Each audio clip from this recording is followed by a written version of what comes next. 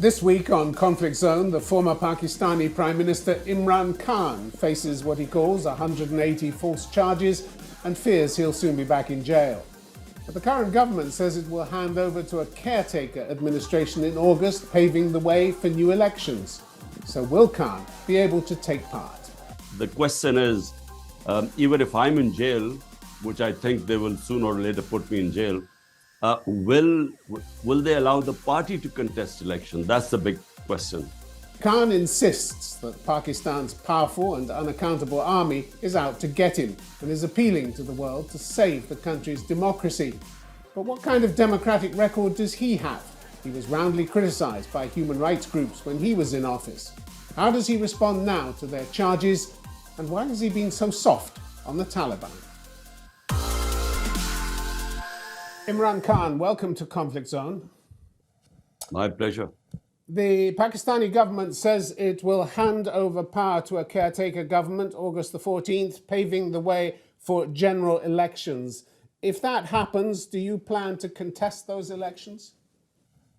Oh, most definitely, Tim. We're going to contest the election. Question is, will they allow our party to contest the election? This is the big question right now. Will they allow you? Because you've got something like 180 serious charges against you, all of which you've denied. Doesn't that disqualify you from taking part? Or might it? Well, till the age of 70, I didn't have one criminal case. And in the last few months, I have almost 180. But it's just not just that. My entire party leadership is underground or in jail. And about 10,000 of our workers are in jail right now. So there's a total crackdown on my party. So the question is, even if I'm in jail, which I think they will sooner or later put me in jail, will they allow the party to contest election? That's the big question. And if they don't, you've already suggested that you might start a new party. Is there time for that? Well, we are speaking to our lawyers. I mean, there's no way they can ban a political party which has over 70% rating, public approval in the country. So we're just working out what are the tactics they'll use to ban the party, and then what options have we got after that? Do you foresee a peaceful or a violent campaign? I don't see violence because, elections is something the whole country is waiting for. The vast majority of people are waiting for elections in this country. And so in a way that will let the steam off. But if the other worry is that they might go against the constitution and delay the elections because of fear of losing. On 14th of May this year, the Supreme Court, according to the constitution, had announced the elections of Punjab, which is 60% of Pakistan, but the government refused. So because of fear of losing. So we're still not sure whether they will go ahead with elections. You've been complaining that democracy is hanging by a thread in Pakistan. Surely one of the main reasons for that is that you have a powerful army that's been pulling the strings since independence in the country and without any public accountability. Why did you never manage to bring it under democratic control? Well, Tim, Pakistan started off as a security state. We came into being in 47. In 1948, there was a conflict with India. There was enormous amount of insecurity in Pakistan that will we survive as a state with a neighbor, hostile neighbor 7 times the size. So hence the over-reliance on the military began. And almost half the time we were ruled directly by military through various military dictators, and then the rest by these two families. So I am really an outsider who came in 2018. So therefore, the army basically is entrenched in our political system. Now the big question is, how do we now evolve our political system into moving towards a genuine democracy rather than a hybrid system? You were fine with the army, weren't you, as long as they backed you? You once put it you were on one page when it came to policy decisions. Now that you've fallen out of love with each other. You accuse them of persecution and attempting to kill you, and they've thrown these 180 charges against you. Did you really think you could take on the army and win? Look, Tim, the situation is evolving. As they say, you only cross the river once, because, as time passes, it no longer is the same sort of Pakistan it was 70 years ago or 20 years ago when General Musharraf imposed a martial law. This is a different Pakistan. In 20 years, we've had a free media. First time you had independent TV channels coming in and a vibrant media. And secondly, we had a movement for the independence of judiciary, which was in 2007 it started. And so our judiciary became fairly independent, whereas previously it was part of the executive. Now the situation in Pakistan is completely different. The acceptability of martial law is just zero in this country now. So what is going on right now is a new equilibrium. How do you now have a system where the elected prime minister has the responsibility, but does he have the authority to implement his program? My 3.5 years in power, I found that we were on the same page. And by the way, army, you mean the army chief, because there's no democracy in the army. So we worked quite well for 3 years. The problem I had was that in the last 6 months, he then decided to he already intrigued with the current prime minister. And to get an extension, he then undermined my government. But the only problem I had with him before that was that I wanted my whole party is called Movement for Justice, bringing the powerful under the law. When you were pushed out of office by the no confidence vote last year, you could have quietly accepted it. You could have gone into opposition and waited to contest the elections. But when you were arrested last May, you claimed the army chief, Asim Munir, was behind it. They're petrified, you said. They know that we will sweep the elections, so they've been looking for an excuse to put me in jail. You also named a senior officer as trying to have you killed. In a way, you were asking for trouble, weren't you? You must have known that at the time. Well, firstly, I might, if it was a normal vote of no confidence, I would have accepted it. The problem was that in this case, there was a lot of money, money exchanged hands, and the army chief, intrigued, used the intelligence agencies, to bring our government down. Now, I still would have accepted it. But I had started my politics 27 years ago against these two corrupt families. Both of them have massive corruption cases against them. In fact, Zardari was put into jail by Nawaz Sharif for corruption. The cases against Nawaz Sharif were from Asif Zardari. Both were termed by the military establishment as corrupt. So what I objected was that after all this 27 years of struggle, they were imposing the same crooks on us again. And that's why I went into the public. And by the way, no disruption. I just did public rallies telling the public that, look, this is, we are not sheep. I mean, they cannot impose these crooks on us and expect that, like dumb sheep, we would just accept this injustice. And that's what happened. The people responded. Out of 37 by-elections, my party swept 30 of them, despite the establishment supporting them. Now, that's when they got worried, and that's when they tried to kill me. That was my first assassination attempt. Something they've denied. Something, of course, which they've denied. Mr. Khan, well, you claim to want democracy in Pakistan, but many of your actions don't seem to bear that out. You rejected the results of the 2013 elections that brought Nawaz Sharif to power. And when his government rebuffed your demand to stand down or hold new elections, you threatened to storm his house. How democratic was that? Tim, look, in 2030, the elections were rigged. The establishment then joined hands with Nawaz Sharif and rigged the elections. All we asked them was that there were 133 petitions in the about the federal government. We said, just have 4 random ones. just have an audit done, and if there's no rigging, we will accept it. So look, they in refuse. August 2014, your activists, alongside those of a hardline Islamist preacher, Tahir al-Qadri, attacked the parliament and other government buildings. At least 3 people were killed and hundreds injured. And you fanned the flames of violence when talks failed. What did that have to do with democracy? This is not true. Let me tell you exactly what happened. We asked for 4 constituencies to be opened up out of 133 which were challenged. They refused.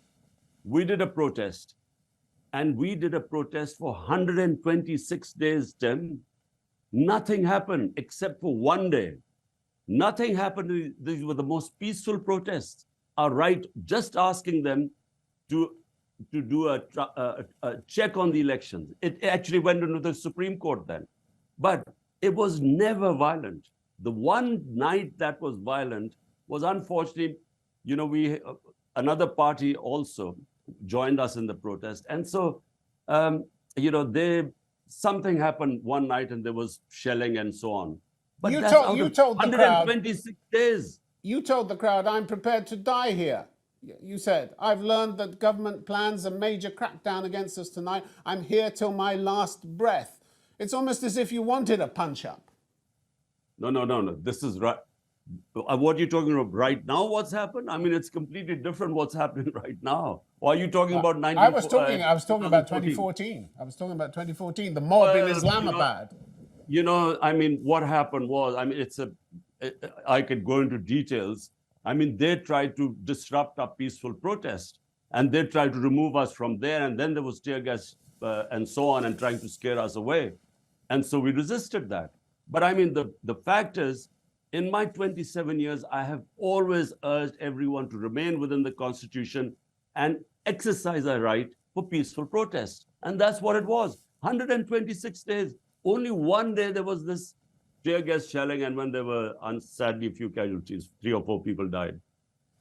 Why not control your supporters instead of stoking the violence? What we saw this year, May this year, your arrest by paramilitary troops at the Islamabad High Court. This led to protests and rioting by your supporters across the country, as well as vandalism against military installations. At least 8 people died, probably many more.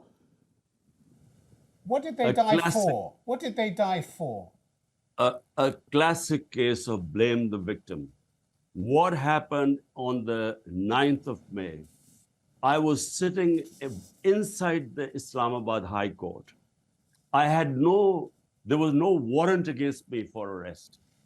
While I was sitting there, filling in the forms, there was an attack by not just rangers, but commandos.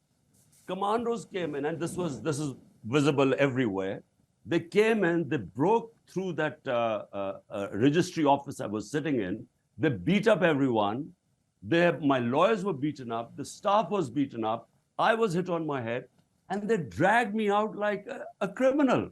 And when these images went out, there was obviously going to be a reaction. Did you call for calm? Did you call for calm? Just completing. Bear in mind, the Supreme Court then passed a verdict that my arrest was not arrest, abduction was unconstitutional and unlawful. So I was the victim of this. And the way they treated me and the reaction to that, there was always going to be a reaction. I mean, imagine the head of the biggest party being treated like a terrorist. So there was going to be a reaction. But the question is, who ordered it? Who ordered that unlawful, unconstitutional act? The question is also the question is also whether you tried to stop it. Mr. Khan, you're often declared commitment. Tim, hold on. Tim, hold on. I was in jail for 4 days. How was I supposed to stop? I didn't even know what was going on. When they produced me in front of the Supreme Court Chief Justice, that's the first I found out about the violence. And I condemned it immediately. Mr. Khan, your often declared commitment to democracy doesn't seem to have been appreciated by everybody when you were in power. In 2021, your last full year in office, Human Rights Watch says your government stepped up its efforts to control the media and curtail dissent. Authorities harassed and at times detained journalists and other members of civil society for criticising government officials and policies, it said. Are you proud of that? I wish they would give me specific incidents. We have investigated. There were 10 incidents of journalists, who claimed that they had been mistreated. 10 incidents. My party was only responsible for one of them, my government, which immediately we remedied. 3 or 4 of them related to the security forces. We were coming out of the war on terror, and they then thought that these guys were overstepping and the troops were vulnerable and so on. Nothing to do with my government. You cannot compare, Tim, what is going on right now. Our best journalists hounded out of the country, murdered. Four of our top journalists have run out of the country. Our other journalist, who is the highest viewership on YouTube, has been abducted for 2 months. His family doesn't know where he is. All media is controlled today. My name is not allowed to be mentioned on television. Mr. Khan, can we stay with your record? Not even during martial law is there such sort of media clampdown. Can we stay with your record? Because still in 2021, Human Rights Watch said the authorities expanded their use of draconian sedition and counter-terrorism laws to stifle dissent and strictly regulate civil society groups critical of government actions. Authorities also cracked down on members or supporters of opposition political parties. In their view, you ran a pretty nasty government, didn't you? Or did Human Rights Watch just make all this up? I wish they would give some specific examples, because I can tell you, my time was liberal. Judiciary was never interfered with.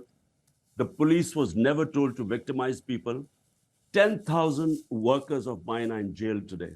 Entire senior leadership is in jail.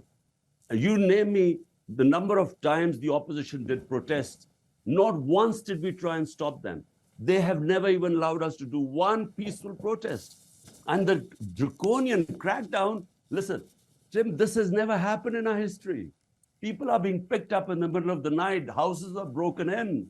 Houses are robbed by the police. The reign of terror right now, even in General Musharraf's martial law, it was liberal compared to what is happening right now. In 2021, your own Human Rights Commission, Pakistan's own Human Rights Commission, was scathing about what it called your government's deliberate attempts to malign numerous human rights defenders and journalists. The government's increasingly authoritarian tendencies provide, it said, no room for consensus building between the state and civil society. Did they get it wrong as well? Were they making up the stories? Are they biased? What is it? Tim, look, I never claimed that, there was this nirvana, this great democracy immediately we installed in our 3.5 years. Bear in mind that in the last 60 years, half the time was military dictators and half the time these two families. So my government, this was the first time we were in power.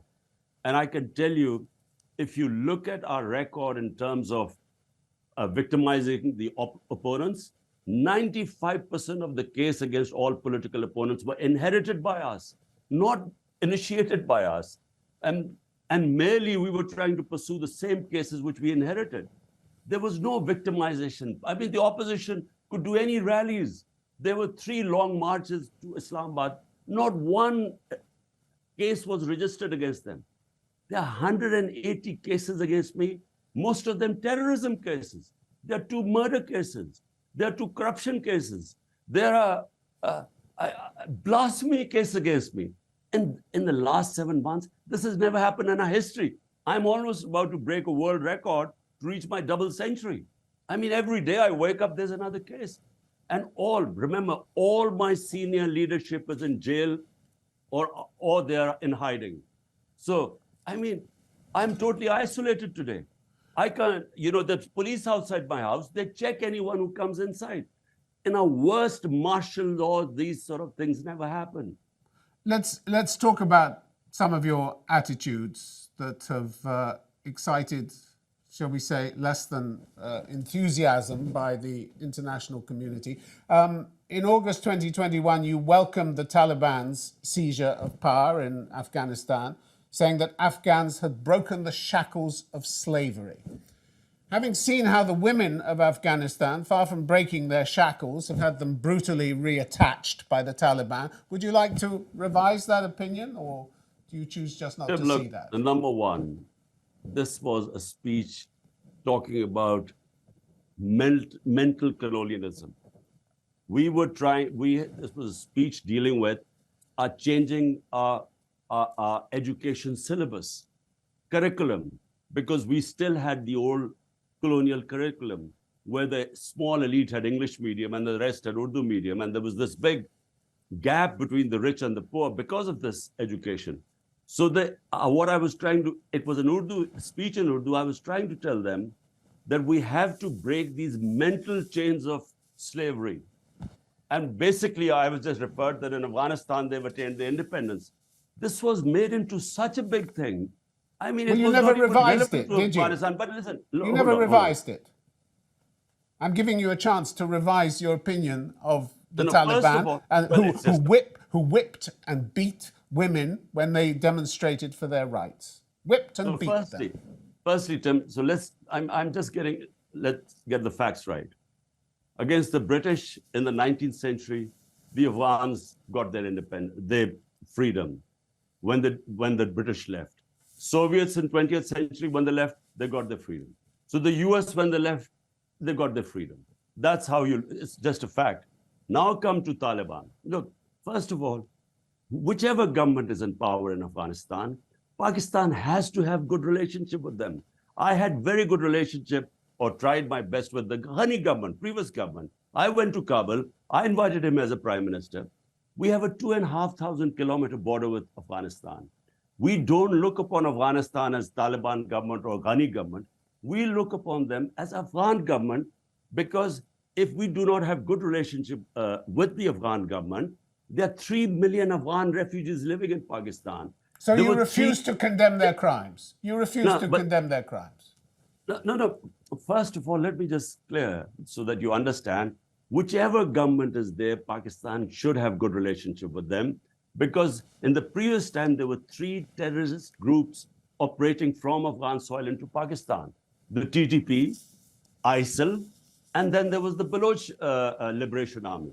So from our point of view, if we have good relationship with the Afghan government, then they will control this cross-border terrorism. That is the main reason. Now you come about Taliban. Look, Taliban must defend themselves, whatever, they should. I'm not their spokesperson. You have nothing to say about the summary executions or enforced disappearances of more than 100 former Afghan security personnel, the hundreds of people who were evicted from their homes. Your administration said we must strengthen and stabilize the current government for the sake of the people of Afghanistan. Why would you, a self-declared Democrat, want to strengthen a government that was and still is repressing and brutalizing so many people in Afghanistan? That's what people in the West find difficult to understand. Tim, first of all, as the Prime Minister of the country, my top priority is people of Pakistan. What is good for them? What is good for our people is peace in Afghanistan. There's been 40 years of conflict in Afghanistan. And whenever there's a conflict in Afghanistan, it spills over into Pakistan's tribal areas. And so we then face destabilization in the northwestern border. So therefore, I mean, it's not up to me to start moralizing about other countries. Why not? You don't have any principles? No, there are principles. But, when you talk about foreign policy of a country, and let me tell you, the Western countries right now, our democracy is being dismantled in front of their eyes. Is there one statement against it? I mean, they talk about when something happens in Hong Kong, they blame China for being anti-democratic, or Russia, or Uyghurs in China. About which you've said nothing. About which you've said nothing. Is there any statement against Pakistan dismantling of our democracy? Up 10,000 people in jail, the sort of victimization going on, and total clampdown on media. So is there any statement by anyone? Because it's not in their interest. So the countries, the Western countries, look to their own interests. In Kashmir, there is total violation of human rights. Is there any condemnation? No, because India is a strategic ally, a bulwark against China. So don't ask countries like us, who have 100 million vulnerable people in this country, 50 million below the poverty line, 50 million just above it. This is our priority. So they used to ask me, give statement against Uyghurs or what China doing, or the Ukraine-Russian conflict. We can't afford these moral statements, because our statements could affect people going below the poverty line in this country. All So, right. so I'm, as a prime minister, this was my priority, rather than talk against all the wrongs being done in this world. All right, Imran Khan, we have to leave it there. Thank you very much indeed for your time. My pleasure, Tim. Thank you.